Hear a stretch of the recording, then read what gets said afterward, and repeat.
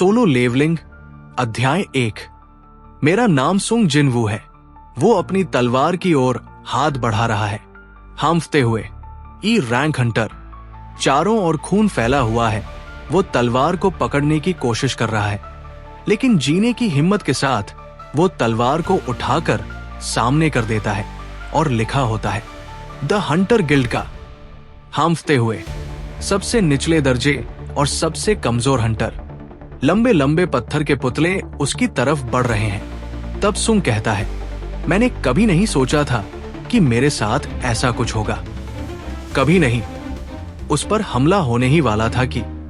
हांफते हुए सुंग कहता है, हे भगवान। तलवार। ड्रामेटिक म्यूजिक के साथ दृश्य अचानक बदल जाता है और अध्याय 1 शुरू होता है। Seoul, south Korea. एक खूबसूरत शहर, फ्लाईओवर्स, हरियाली और सब कुछ एक सुनहरी सुबह। ई रैंक सुंग जिनवू। सुंग कही जा रहा है, अगर मेरी थोड़ी सी ज्यादा ताकत और जल्दी ठीक होने की क्षमता को छोड़ दिया जाए तो मुझे हंटर कहना भी शर्म की बात है। मैं हमेशा घायल होता हूं और कई बार मरते मरते बचा हूं। ये काम जिसमें जान जोखिम में रहती है, मैं ये शौक से नहीं करता। सियोल के एक निर्माण स्थल का दृश्य। हंटर गिल्ड से जो कुछ भी मिलता है उसी से मैं अपनी बीमार मां की दवाइयों का खर्च निकालता हूं। एक आम इंसान जिसके पास कोई खास हुनर नहीं है, उसके पास हंटर बनने के अलावा कोई रास्ता नहीं होता। 2 आदमी बात कर रहे हैं। लो, आज की रेड के लिए शुभकामनाएं। Thank you. अरे किम, काफी समय हो गया। अरे बक, तुम यहाँ क्या कर रहे हो? तुम तो इसलिए छोड़कर गए थे क्योंकि हंटर नहीं बनना चाहते थे।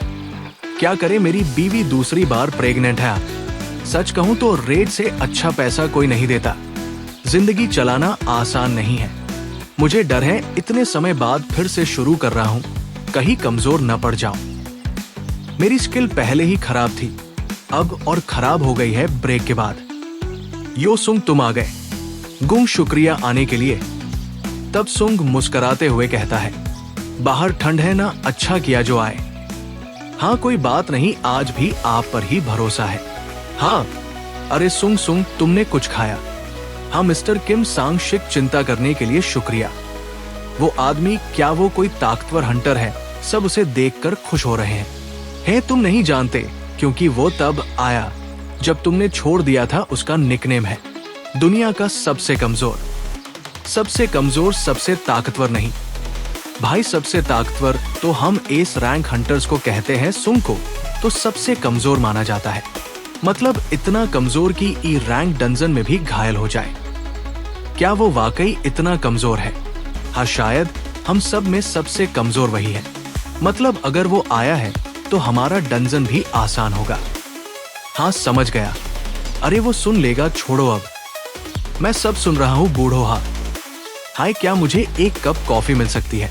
अरे हंटर सुंग वू जिन, माफ कीजिए, सारी कॉफी अभी खत्म हो गई है। वो हल्का सा सिर उठाता है कुछ सोचते हुए। कॉफी भी नहीं मिली, बुरा लग रहा है। पीछे से एक आदमी कहता है, सॉरी यार हंटर सुंग जिनवू। नहीं, कोई बात नहीं। तभी, अरे जिनवू, फिर से घायल हो गए हो? ओह हाय, लगता है मिस जू ही भी इस रेड में साथ चल रही है। बिल्कुल, लेकिन बात ये नहीं है तुम्हारे चेहरे पर फिर चोट कैसे लगी। महिलाओं के प्रति डर। वो बहुत जोर से चिल्लाती है मुझ पर। पता नहीं, हंटिंग करते हुए बस ऐसा हो गया। सच में क्या हुआ था? दोनों कच्चे माल के पास बैठकर बात कर रहे हैं। तुम अस्पताल भी गए? हाँ, हम ई रैंक डंजन में थे और घायल सिर्फ मैं ही हुआ। क्या ऐसा कैसे हो सकता है? बाकी सब तो मुझसे ज्यादा रैंक वाले थे, इसलिए हीलर तक नहीं लाए। फिर भी क्या सिर्फ इसलिए हीलर नहीं लाए कि वो सेफ थे? कोई बात नहीं, सिर्फ इसलिए क्योंकि मैं कमजोर हूं। मैं तो अब आदत डाल चुका हूं। मिस जू ही भी ये बात जानती है ना। खैर, लगता है सब गेट में जाने की तैयारी कर रहे हैं। चलो हम भी चले। ठीक है, कुछ होता है। सभी, एक आदमी कहता है, अब जब हम निकलने वाले हैं तो हैप्पी हंटिंग। मैं नहीं जानता कि क्या मैं लायक हूं, लेकिन मैं चाहूंगा कि इस रेड में मैं पार्टी लीडर बनूं। क्या आप लोगों को कोई ऐतराज है? अर्जोन, तुम सबसे ऊंचे रैंक वाले हो। मुझे तो कोई दिक्कत नहीं है।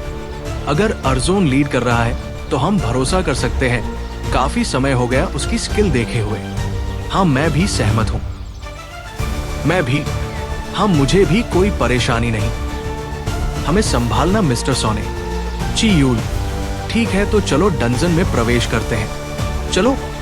सभी अंदर जा रहे हैं। मिस्टर सुंग, कोशिश करना कि पीछे रहकर घायल न हो जाना। ओके।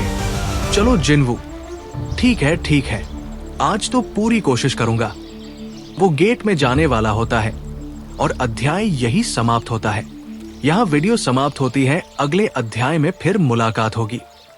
लेकिन ध्यान रखना, जितना गहराई में जाओगे उतना अंधेरा होगा और लौटना उतना ही मुश्किल।